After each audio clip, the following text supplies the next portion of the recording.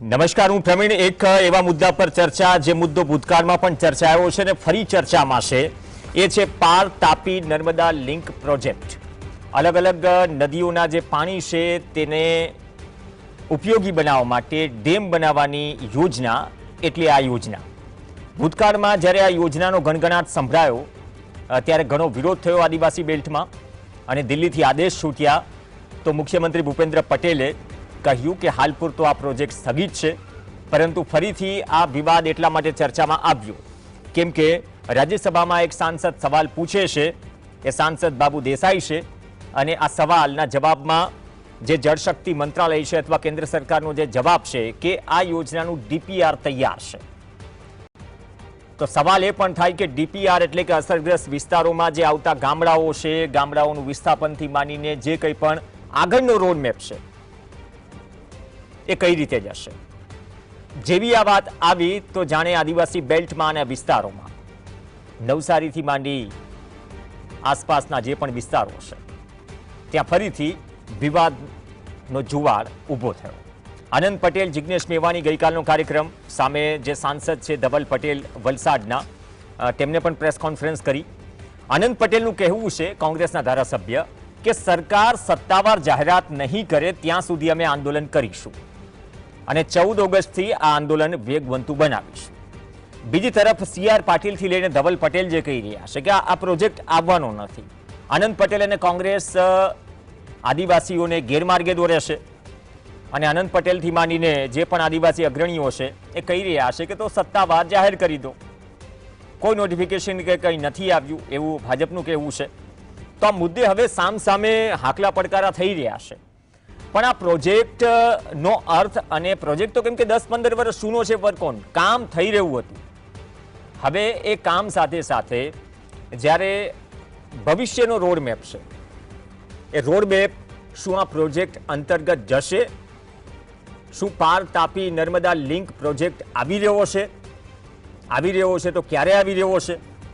વચ્ચે અટકી ગયું હતું, સરકારના નિવેદનમાં પણ અટકી ગયું, કામ પણ અટકી ગયું. પણ ઘણી બધી બાબતો છે. ભાડભૂત યોજના આપણે જાણીએ છીએ, પુરઝા બંદર જાવ તો અંદાજો આવી જાય. હિલ્સા માછલીનું શું મહત્વ છે ત્યાં, અથવા તો ત્યાંના સ્થાનિકોની શું માંગ છે. એ પ્રોજેક્ટનું કામ પણ શરૂ થઈ ગયું.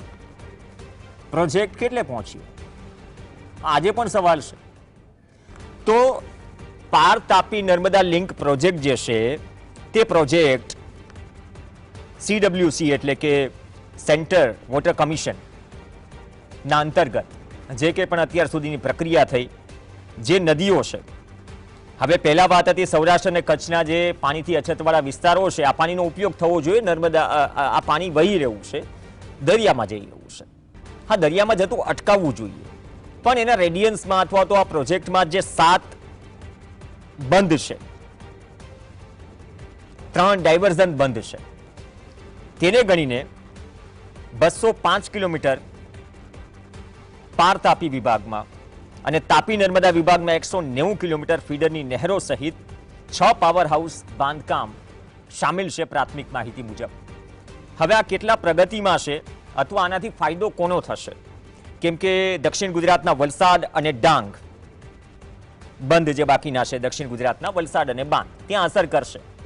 અગાઉ પણ જે યોજના સાથે અથવા જે આ વિષય સાથે જોડાયેલા વ્યક્તિઓ છે અથવા તો ગ્રાસરૂટ પર કામ કરે છે તેમાં ઓપિનિયન લેવાય છે. ફાયર સેફટીમાં પણ લેવાય છે ઓપિનિયન. હવે આ ઓપિનિયન બાદ જો સરકાર સત્તાવાર જાહેરાત ન કરે ત્યાં સુધી આંદોલન નહીં અટકાવવાની જ્યારે ચીમકી ઉચ્ચારી છે અને એલાન કર્યું છે, તો ખરેખર છે શું? સંસદમાં સવાલ પૂછ્યો છે એમ કહેવાય છે તો નાની વાત નથી. દેશની સૌથી મોટી પંચાયત છે અને રાજ્યસભા, અને એમાં એમ કહેવામાં આવે કે ડીપીઆર તૈયાર છે. મહારાષ્ટ્ર, મધ્યપ્રદેશ જાણીએ છીએ કે કઈ નદીઓ કઈ રીતે ક્યાંથી વહે છે, ગુજરાતમાં કયા જિલ્લાઓમાંથી દક્ષિણ ગુજરાતમાં થઈને પસાર થાય છે, અને એ નદીઓ પર બાંધ અથવા ડાયવર્ઝન બાંધની જે યોજના છે, એ યોજના આટલા વર્ષો બાદ પણ ચર્ચામાં છે.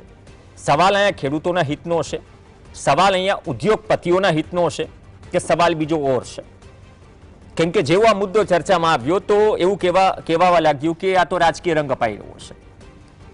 CR પાટીલ ખુદ જળશક્તિ મંત્રાલય સંભાળે છે, કેન્દ્રીય મંત્રી છે, એ કહી રહ્યા છે કે ભાઈ પાર તાપી નર્મદા લિંક પ્રોજેક્ટ થવાનો નથી, સંસદમાં કોઈ ડીપીઆર હજુ થયો નથી, આંકડા તો ચેક કરવા પડે.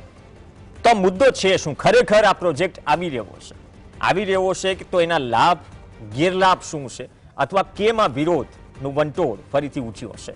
પહેલા ગઈકાલે જે જિગ્નેશ મેવાણી અને સામે વલસાડના જે સાંસદ છે ધવલ પટેલ, એ એકબીજા સામે કઈ રીતે હાકલા પડકારા કરી રહ્યા છે આ વિવાદ મુદ્દે, પહેલા એ સાંભળી લઈએ.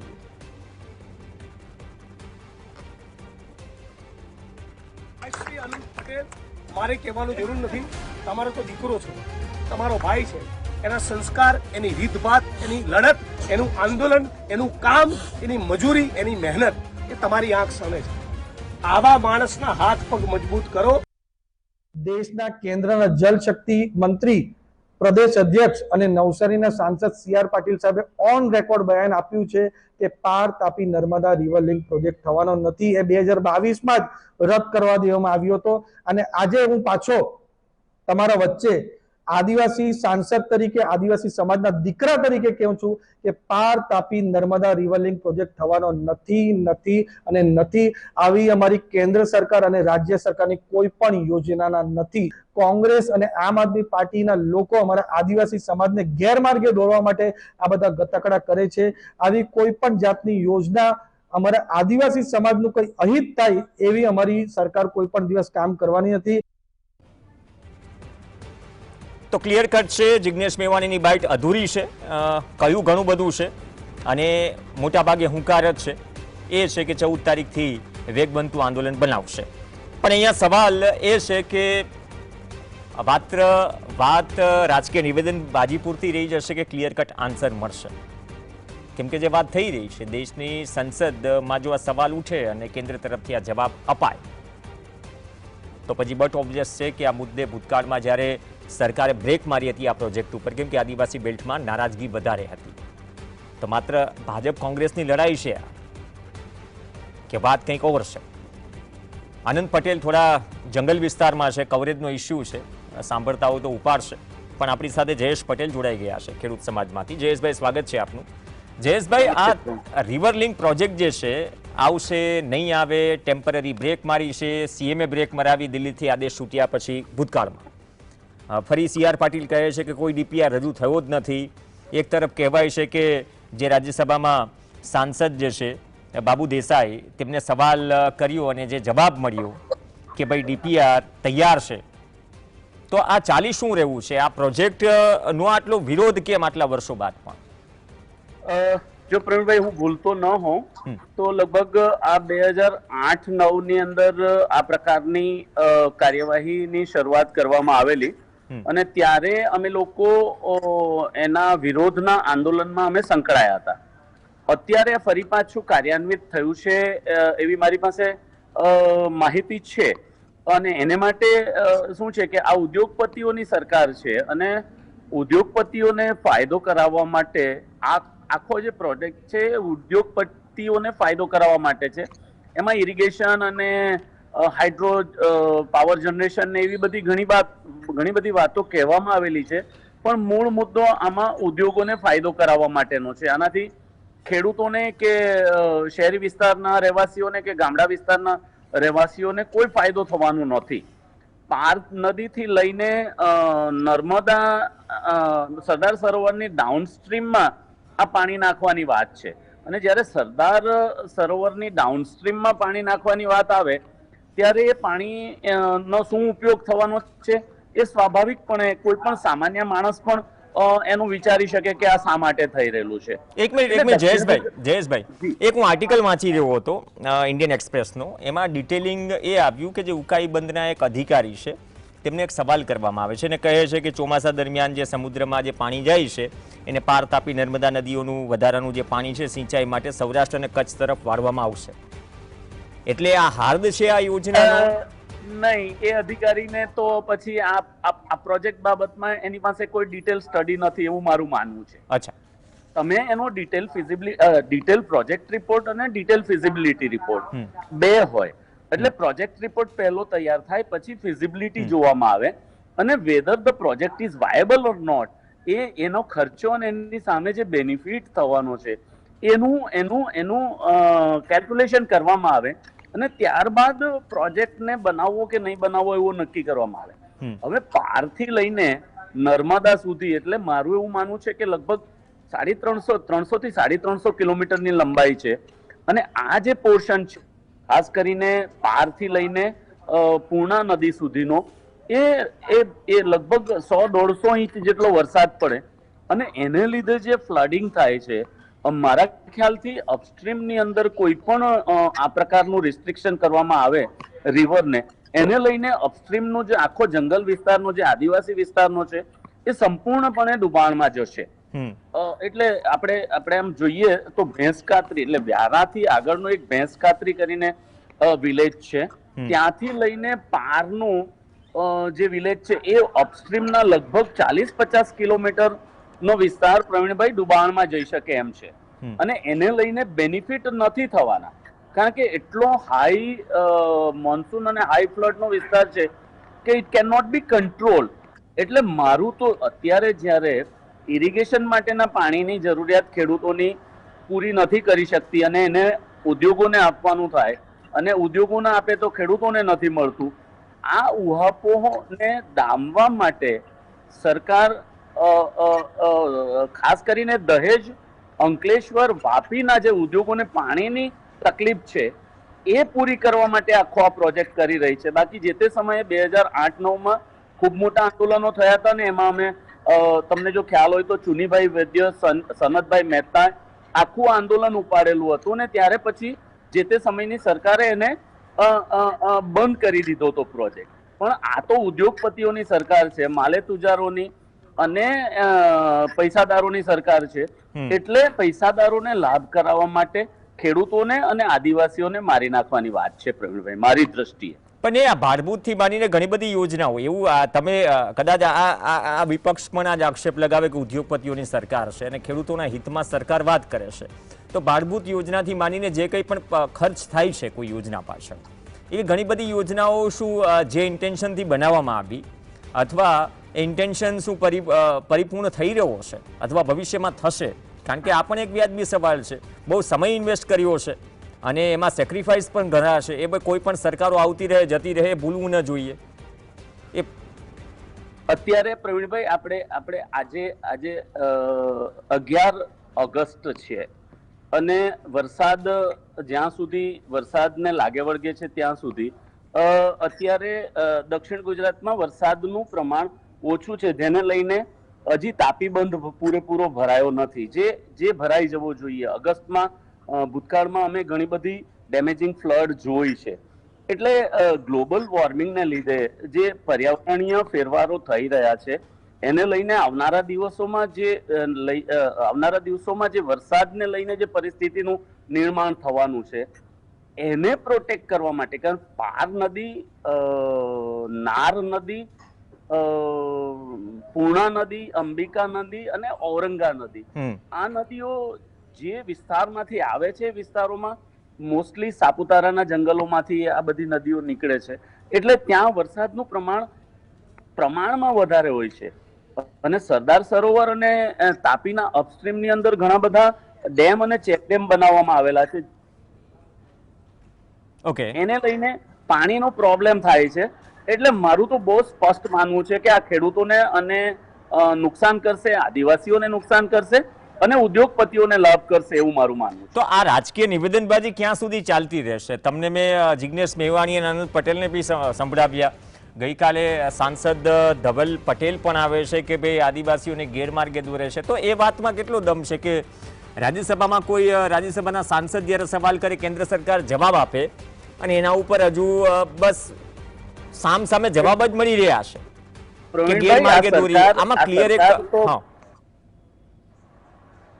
જી એ જવાબથી જે લોકો ખરેખર જે વિસ્તારને અસર થવાની છે કે નથી થવાની એનો કોઈ ક્લિયર કટ આન્સર છે ખરા? આ સરકાર અંધેરી નગરી ચોપટ રાજા ટકેસેર બાજી ટકેસેર ખાજા કોઈ પણ જાતનું પૂર્વ અભ્યાસ કર્યા સિવાય આ કરવામાં આવી રહેલું કામ છે.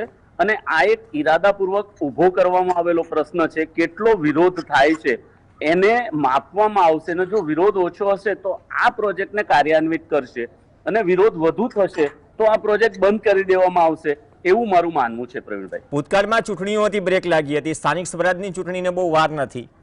અરે વિધાનસભાને વાર છે, સ્થાનિક સ્વરાજની ચૂંટણીઓ જે આવી રહી છે એ પહેલા આ મુદ્દો બનશે, કેમ કે એ પણ જરૂરી છે, કેમ કે 27ને વાર છે, તો એ પહેલા આ ઇસ્યુ જે કંઈ પણ હોય, કે સરકારે પણ ક્લિયર, સાંસદ કહી રહ્યા છે, સરકાર તરફથી કોઈ સ્ટેટમેન્ટ નથી આપી ઓફિશિયલી. જે અનંત પટેલ માંગ કરી રહ્યા છે કે સત્તાવાર જાહેરાત કરી દેવામાં આવે, અને નહીં કરો ત્યાં સુધી આંદોલન ચાલુ રહેશે. તો આ તો વર્ષોથી ચ્વિંગમની જેમ ખેંચાઈ જ રહેવું છે. પણ આમાં તો પ્રવીણભાઈ સ્વાભાવિક છે કે લોકોને અને આદિવાસીઓને, ખેડૂતોને નુકસાન કરતી વાત છે, એટલા માટે એનો વિરોધ તો થવાનો છે. હવે એનો રાજકીય લાભ કે ગેરલાભ કેટલો થશે એ તો આવનારો સમય જ બતાવી શકે. પણ મારું એવું માનવું છે કે સત્તાધારી પક્ષને જો આ પ્રોજેક્ટ ઉપર અનુકૂળ નિર્ણય ન લે તો સત્તાધારી પક્ષને નુકસાન જઈ શકે, એવું મારું માનવું છે. ઓકે, ધન્યવાદ જયેશભાઈ, ચર્ચામાં જોડાયા. અનંત પટેલ સાથે વાતચીતથી આમ તો જોડાવાના હતા, પરંતુ કોઈ અંતરિયાળ વિસ્તારમાં છે, રિંગ જઈ રહી છે, નથી ઉપાડી રહ્યા. કદાચ જોડાયા હોત તો એની વાત પણ મૂકી શક્યા હોત, કેમ કે બાઇટ આપીને એકબીજાને જવાબો આપવા, અને અહીંયા એટલા માટે જ મંચ આપવામાં આવે છે કે જે વાત છે એ જનતા સુધી પહોંચે. એક તરફ એમ કહેવાય રહ્યું છે કે સરકાર સત્તાવાર જાહેરાત કરે, બીજી તરફ એમ કહેવાય રહ્યું છે કે કોંગ્રેસના ધારાસભ્ય આદિવાસીઓને ગેરમાર્ગે દોરી રહ્યા છે. પણ જે વિસ્તાર થવાનું છે એ વિસ્તારમાં ખરેખર જે અસર કરતા છે અથવા તો અસરગ્રસ્ત જે થવાના છે વિસ્તારો, ત્યાં ખરેખર અસમંજસની શું સ્થિતિ છે? આ તો સોમનાથ જેવું થયું, ત્યાંના લોકોને શું સમજવું? આંદોલન તો ભૂતકાળમાં પણ થયું છે, અને એની જ્યારે વાત આવી એ વિરોધનો જુવાળ હતો, એટલા માટે સરકારે બ્રેક મારી. આજે પાર તાપી નર્મદા લિંક પ્રોજેક્ટ જે છે એ પડતો મૂક્યો એક સમયે, પણ ફરીથી 1.5-2 વર્ષમાં આની ચર્ચા થઈ રહી છે સંસદથી લઈને. શું રિવર લિંક પ્રોજેક્ટ આવશે? આંદોલનની ચીમકી ઉચ્ચારાઈ છે, અને સરકાર સત્તાવાર જાહેરાત નહીં કરે તો અનંત પટેલે કહ્યું છે ત્યાં સુધી અમે આંદોલન ચલાવશું. અનંત પટેલ જોડાયા છે, અંતરિયાળ વિસ્તારોમાં છે, થોડો કવરેજનો ઇસ્યુ છે. અનંત પટેલ, સ્વાગત છે આપનું. અનંતભાઈ, બ્રેક પહેલા જયેશભાઈ પટેલ સાથે પણ વાત થઈ, પણ આ જે ગઈકાલે સાંસદે વાત કરી ધવલ પટેલે વલસાડના, કે નહીં આ તો આદિવાસીઓને ગેરમાર્ગે દોરાઈ રહ્યા છે. બીજી તરફ એવી વાત છે કે જ્યારે રાજ્યસભાના સાંસદ દેશની સૌથી મોટી પંચાયતમાં સવાલ પૂછે અને જવાબ જે DPR વાળો મળે છે, તો આ માત્ર ટેસ્ટ એન્ડ ટ્રાયલ ચાલી રહ્યું છે, કેમ કે ભૂતકાળમાં પણ બ્રેક લાગી છે. કોઈ ક્લિયર કટ વાત શું સરકાર તરફથી થઈ રહી છે? તમે રજૂઆત કરી છે તો તમારા સાથે શું ક્લિયર કટ વાત થઈ છે આ પ્રોજેક્ટ મુદ્દે? અમે 2022 થી રજૂઆત કરી રહ્યા છે. સરકાર કોઈ ક્લિયર કટ વાત કરતી નથી. અમે ધારાસભ્ય છીએ, ત્યારના ધારાસભ્ય આનંદ ચૌધરી, સુનિલ ગામિત અને પુનાજીભાઈ અમારી સાથે આંદોલનમાં આવતા હતા, છતાં પણ એક પણ ધારાસભ્ય સાથે એમણે કોઈ પણ જાતની ચર્ચા વિચારણા કરી નથી.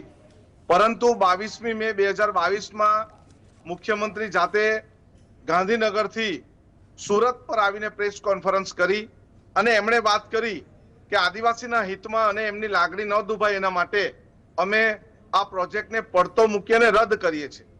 પરંતુ જ્યારે ચોમાસુ સત્રમાં રાજ્યસભામાં એક સવાલના જવાબમાં સાંસદ શ્રી સવાલ પૂછે છે કે કઈ કઈ નદીના જોડાણનો કાર્યક્રમ જે છે એ અત્યારે થવા જઈ રહ્યો છે, ત્યારે એમાં લિસ્ટમાં પાર Tapi Narmada river link project ના માટે DPR કમ્પ્લીટ થયો છે એવું એમણે બતાવવામાં આવ્યું છે.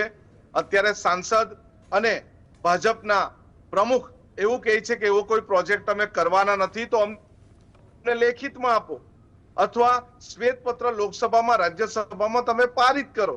અગર જો તમે આદિવાસી સમાજનું હિત, આદિવાસી સમાજની જળ જંગલ જમીન બચાવવા માટે આદિવાસી સમાજની સાથે હોય, અને આ પ્રોજેક્ટ જે 7 જેટલા ડેમો જૂના આયોજન પ્રમાણે, નવા આયોજન પ્રમાણે 9 જેવા ડેમો બનવા જઈ રહ્યા છે, એ બધા ડેમો જો અટકાવી દેવાના ન હોય તો અમે અમારું આંદોલન 14મી ઓગસ્ટે વલસાડ જિલ્લાના ધરમપુર ખાતે કરવા જઈ રહ્યા છે અને કરીશું. પણ આનંદભાઈ, CR પાટીલ તો કેન્દ્રીય જળશક્તિ મંત્રાલયના મંત્રી છે, હવે એ કહી રહ્યા હોય કે કંઈ નથી આવી રહ્યું, આ વાત ખોટી છે, તો કદાચ એનું સ્ટેટમેન્ટ જ શિરોમાન્ય ગણાવવું જોઈએ ને. આ તો બહુ મોટું સ્ટેટમેન્ટ થઈ ગયું. આનંદભાઈ, અમે તો CR પાટીલને પણ માન સન્માન આપીએ છીએ અને સાંસદને પણ માન સન્માન આપીએ છીએ, ભૂપેન્દ્ર પટેલને પણ માન સન્માન આપીએ છીએ, પરંતુ ખાલી મીડિયા સમક્ષ આવીને વાતો કરવી એના કરતા લેખિતમાં કઈ પ્રમાણ આપો અથવા શ્વેત પત્ર આપો તો અમારા આદિવાસી સમાજમાં જે અત્યારે ચિંતાની લહેર છે, એક જાતનો આક્રોશ છે, એ આક્રોશ સમી જાય. 28 તારીખે જ્યારે રાજ્યસભામાં આ પ્રશ્ન મુકાયો ત્યાર પછી લગભગ ગઈકાલે 10 તારીખે એનો જવાબ આપ્યો, એટલે અત્યાર સુધી ઘોર નિંદ્રામાં હતા. પરંતુ વિશ્વ આદિવાસી દિવસની જ્યારે 9 તારીખે ઉજવણી થઈ અને એમાં માહોલ જ્યારે ખૂબ ગરમાયો ત્યારે એમણે આ વાત મૂકી છે, પરંતુ એના માથું ધડ વગરની વાત છે. એમણે જો અમને ખરેખર આદિવાસી સમાજની લાગણીને ધ્યાનમાં રાખવાના હોય તો લેખિતમાં એનો પરિપત્ર કરે અથવા શ્વેત પત્ર લોકસભામાં પારિત કરે. ઓકે, તો DPR જે વાળી વાત છે કે કદાચ જે તૈયાર થઈ ગયું છે, તો અસરગ્રસ્ત વિસ્તારો કયા કયા છે?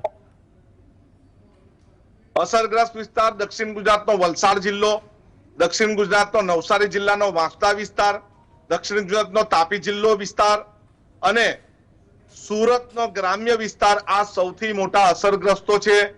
એની સાથે સાથે જો કેનલ નર્મદા સુધી જવાની હોય, એની સાથે જો કેનલ મુંબઈ સુધી જવાની હોય તો આ તમામ વિસ્તાર અસરગ્રસ્ત છે.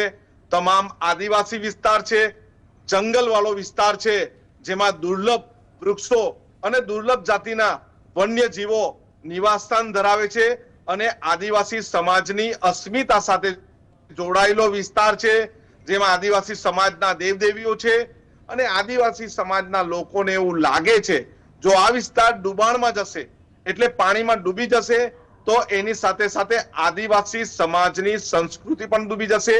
1 લાખ કરતા વધારે આદિવાસી સમાજના લોકો વિસ્થાપિત થશે એટલે એની સંસ્કૃતિ અહીં સમાપ્ત થશે એવી અમને ભીતિ છે અને એના કારણે જ અમે આંદોલનના મંડાણ કર્યા છે. તો છેલ્લો સવાલ, બહુ ટૂંકમાં જવાબ જોઈએ. તમે કહ્યું કે સત્તાવાર સરકાર જાહેરાત ન કરે ત્યાં સુધી આંદોલન ચાલુ રહેશે, એ તમારું છેલ્લું સ્ટેન્ડ? આનંદભાઈ, સત્તાવાર જાહેરાત ન કરે 14મી ઓગસ્ટે અમે ધરમપુર, વલસાડ જિલ્લાના ધરમપુર તાલુકામાં આદિવાસી જન આક્રોશ રેલી કરવાના છે. ત્યારબાદ તાપી જિલ્લાના વ્યારામાં પણ રેલી કરવા જઈ રહ્યા છે અને અમારી ડેમ હટાવો સમિતિ, સંઘર્ષ સમિતિ દ્વારા અમે ડાંગ જિલ્લાના વઘઈ તાલુકામાં, જ્યાં વઘઈ તાલુકામાં એ ડાંગ જિલ્લાનું પ્રવેશધામ છે, ત્યાં 33 ગામો ડુબાણમાં છે, ત્યાં પણ અમે રેલી કરવા જઈ રહ્યા છે. જો સરકાર સાનમાં નહીં માને તો અમે સરકારને ઘૂંટણીએ પાડવા તૈયાર છે. ઓકે, ટૂંકમાં 20 સેકન્ડમાં જવાબ. જે કેન્દ્રીય જળશક્તિ મંત્રી છે CR પાટીલ, આમ તો એને સ્ટેટમેન્ટ આપ્યું તો ઓફિશિયલ ન ગણાય, પણ ઓફિશિયલ સમાન પણ ગણવું જોઈએ ને, કેમ કે એક મંત્રી કહી રહ્યા છે, કેન્દ્રના મંત્રી કહી રહ્યા છે જે વિભાગ લાગુ પડે છે આ પ્રોજેક્ટને.